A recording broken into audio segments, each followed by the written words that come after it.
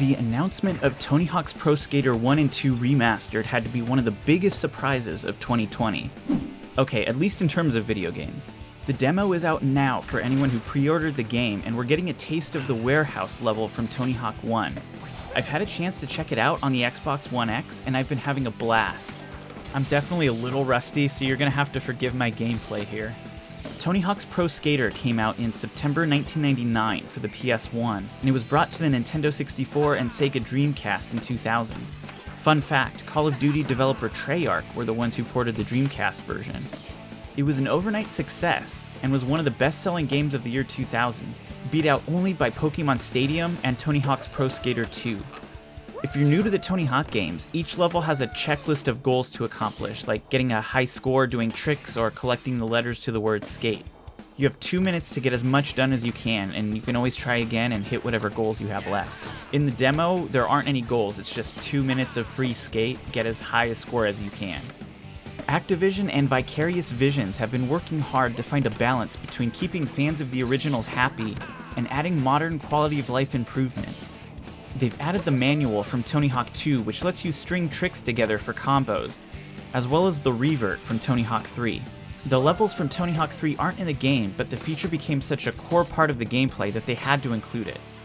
If you're not familiar, the revert lets you continue a combo after coming down from a ramp. There's also a new way to bounce off a wall to save a combo. I stopped playing after Tony Hawk 4, but I hear that was introduced in one of the later games. One of the more noticeable differences is the VHS-style rewind animation whenever you fall off your board. Instead of slowly getting up, breaking the momentum, you're instantly back on your feet. It's a little jarring at first if you're coming from the original. I wonder if they couldn't have done a faster getting up animation that was just as quick while still looking natural. I'm guessing they tried it both ways and decided this looked better. The controls in the demo feel great, and the physics are satisfying. There was something that felt off about the newer games, and they've nailed it for this remaster. The graphics look excellent, there's so much detail in the character models and the environments, especially the gorgeous lighting and textures. We've come a long way. I also love the sound of the countdown as your 2 minutes comes to an end. The original was iconic, but they've outdone themselves. I dug out the old Nintendo 64 to see if the original game felt exactly as I remembered. The controls feel a lot more stiff than they did back then, and we weren't as picky about frame rate back in those days, and by today's standards, it looks and feels pretty choppy. Also, those cartridges aren't as reliable as they used to be.